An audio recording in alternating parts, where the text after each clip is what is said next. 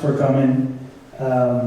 You are listening to Benny van Goedzijde on the viola, Mr. Lucas Pino on the bass clarinet. My name is Jörn Swart, and we are Malnoia. First of all, thank you to Ensemble Mycelium for playing before us. All the different compositions and works were like really beautiful and fit so well with, I think, what we're trying to do as well. Those are classical pieces, of course, and what we're doing today is it's inspired by classical music, but we are all jazz musicians, so it's sort of our take on some of that instrumentation also a little bit. So we're very excited to be here. We'll be playing music from our album Hello Future, which we recorded in 2019. And then we had a tour planned and CD release concerts and stuff like that. And 2020 happened. Something happened. I don't know. I can't remember. But things changed, and we ended up not really doing any concert. We released it, but we did a live stream performance with the three of us, so that was really fun. 2021. But to actually play music in front of people in a room and flesh and blood, no Zoom links and all this kind of stuff. It's really awesome. So thank you for being here. I want to tell a little bit about the music. So it was Hello Future. It's a concept album about, it's like a merging of jazz and science fiction. We had like short stories connected to every composition on the album. I wrote some of the stories myself, and some of them are written by some very talented friends I have, writers. So the themes are really about technological change and artificial intelligence. A lot of the things that now, a few years later, seem so crazy relevant.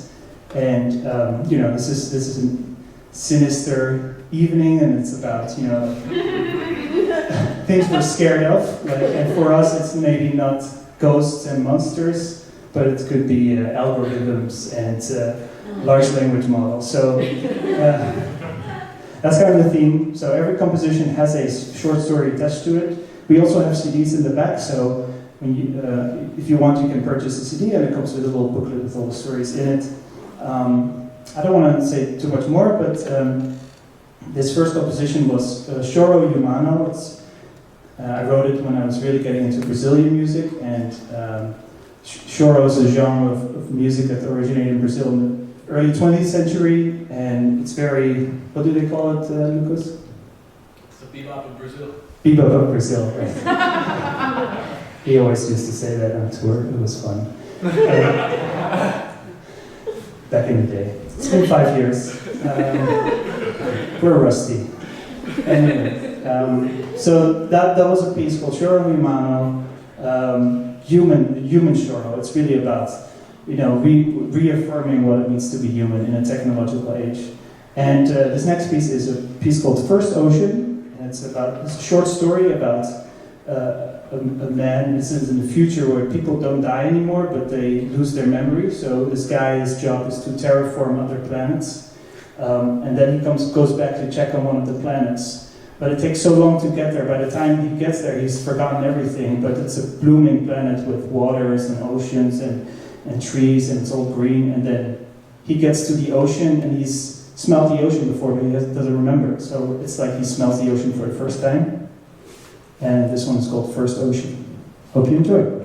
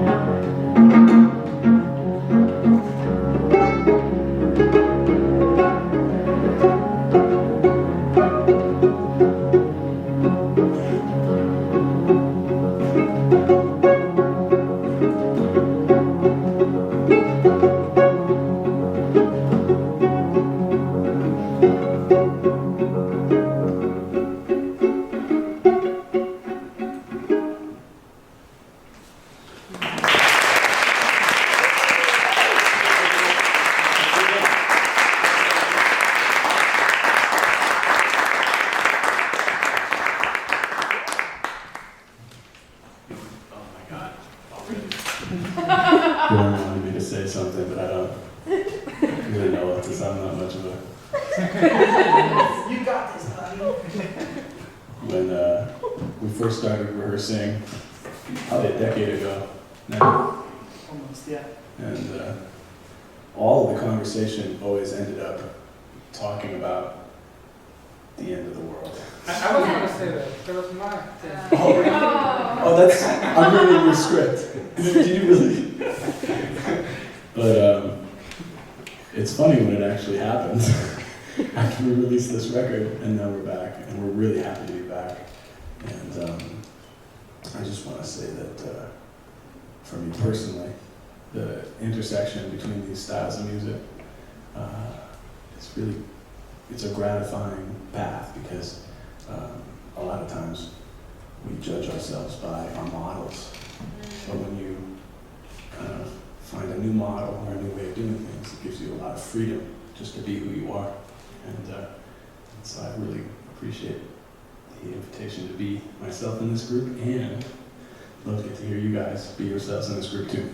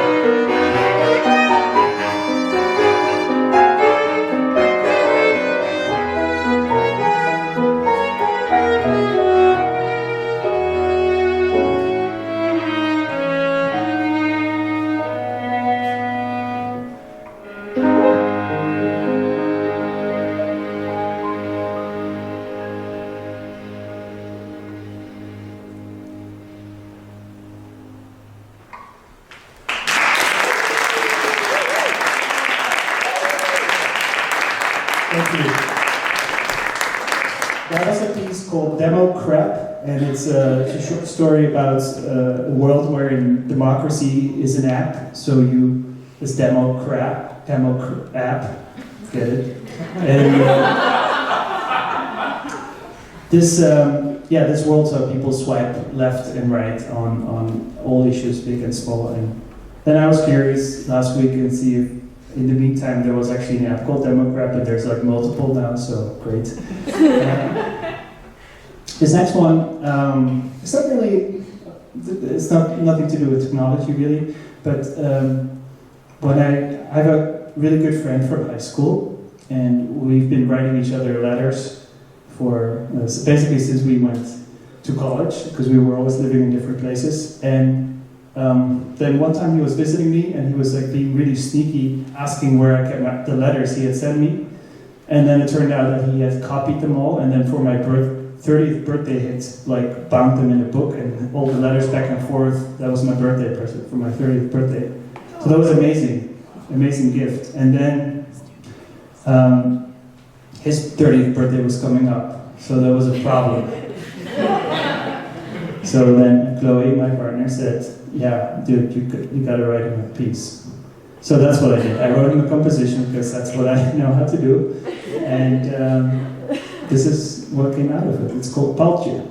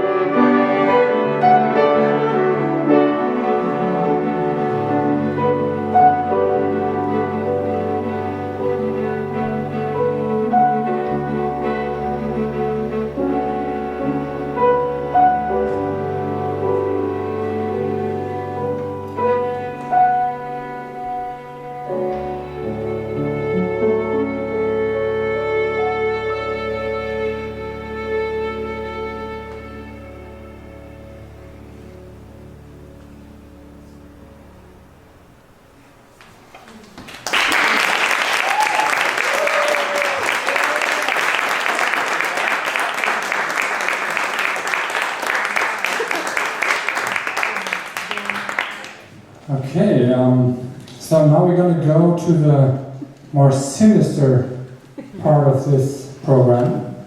As Lucas had mentioned before, when we used to start rehearsing about 7 years ago, or we probably spent 50% of our rehearsal time on debating about AI and how it will kill us all.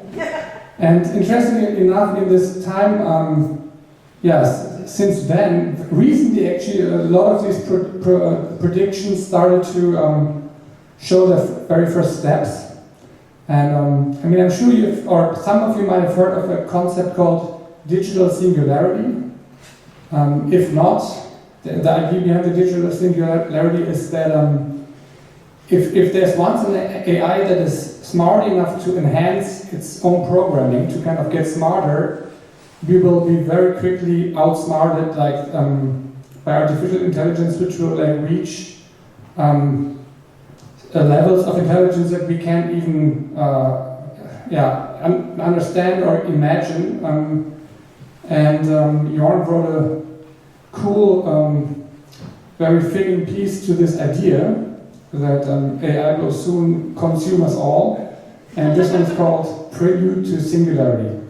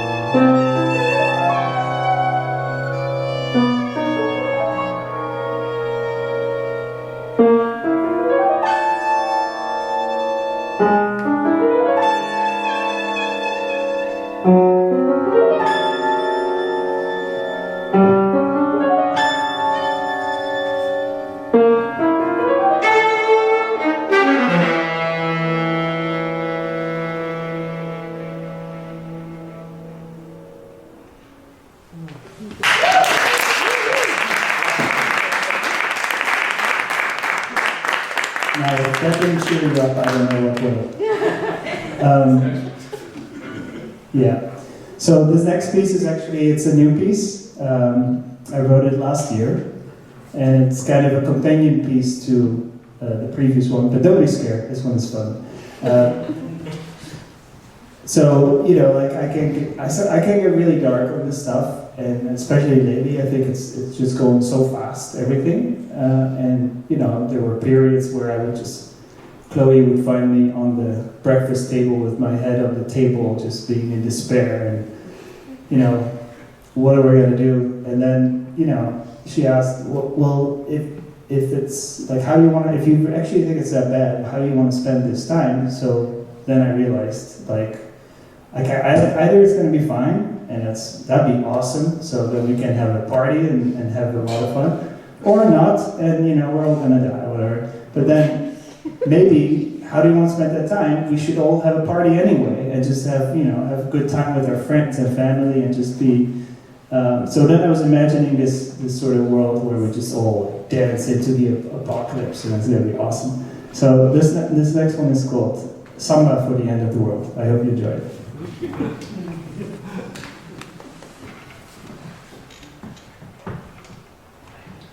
Oh yeah.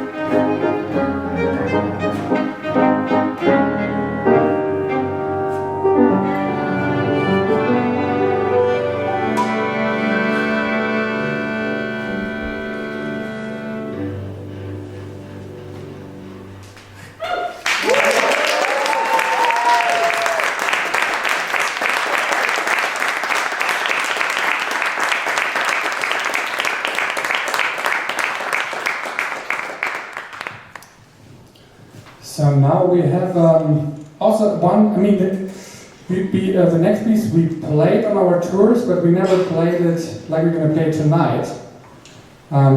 Because what this is to explain a bit. We are all big fans of the movie Blade Runner, the original one, the one from 1980. What is it? 1982. Okay, with Harrison Ford. Maybe some people who haven't seen it. I mean, it plays in back then distant future, 2019, and then so in the 1982, 2019, the future is kind of there are not only humans inhabiting the world, but also it's kind of like very human-looking beings, but that androids, yeah, but they don't look like, how do they call them?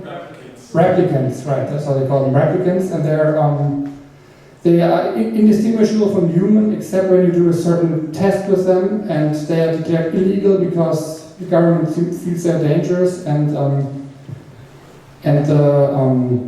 the main actor or the main replicant in that movie is played by this tall Dutch guy, Rutger Hauer, and he has this incredible scene towards the end of the movie where he has this famous monologue that he apparently sort of improvised on the set. So he came basically up with these words just more or less like by himself before taking that scene. And we think it's like an epic movie, an epic scene, and so we're gonna see tonight, we're gonna have Rutger Hauer on the screen. And actually I should mention one more thing, because a few years ago we had the brilliant idea to contact Rutger Hauer, because Bjorn is also from Holland. I live in Amsterdam too.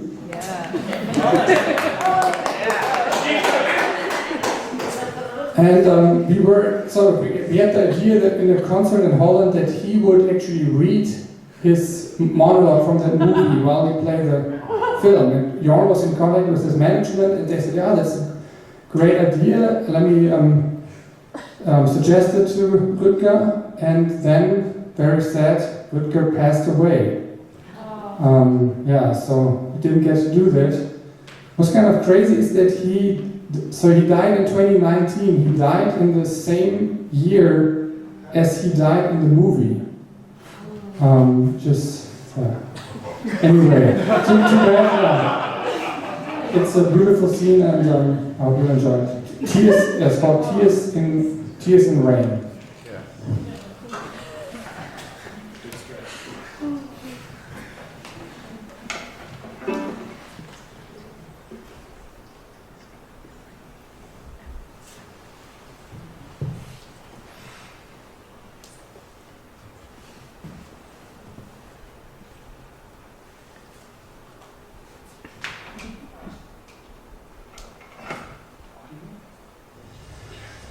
I've seen things you people wouldn't believe. Attack ships on fire off the Silver Line. I watched seas glittering down in chaos and hate.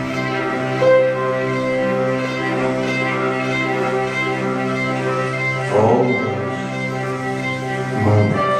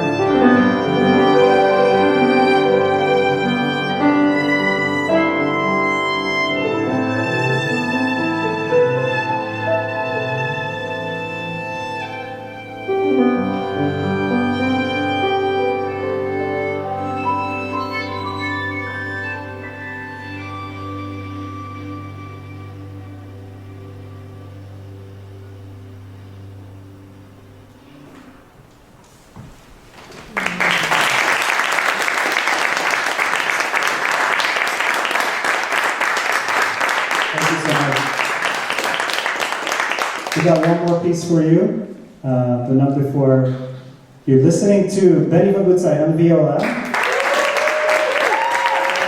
Lucas Pino on bass clarinet. My name is John Smart and we are Malnoia. Thank you so much for sticking around. We have CDs, we got t-shirts, so come talk to us afterwards. And thank you to Adam for the beautiful space and Molly for organizing this and the wonderful performance that we recorded. So thank you so much. Have a great night. Just want to talk to the kids.